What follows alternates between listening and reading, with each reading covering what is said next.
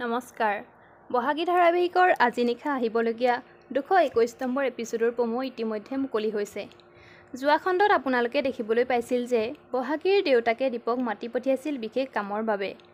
আজি খণ্ডত আপোনালোকে দেখিবলৈ পাব কিশোৰে মদ খাই নিজৰ ঘৰলৈ আহিব আৰু দেউতাকে মদৰ গোন্ধ পাই কিশোৰক সুধিব, কিহৰ গোন্ধ এইবোৰ?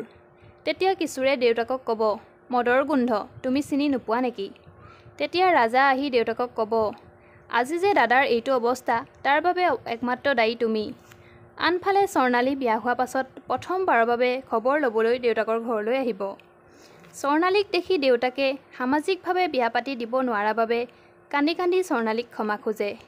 তেতিয়া দীপে খুৰাকক ক'ব, খুৰাদেউ আপোনালোক কিমান ভাগ্যৱান চাওকচোন। আজিকালি ল'ৰা ছোৱালীয়ে মাক দেউতাকক অৱজ্ঞা কৰে বুলি আজি খণ্ডত কোৱা দেখা পাব।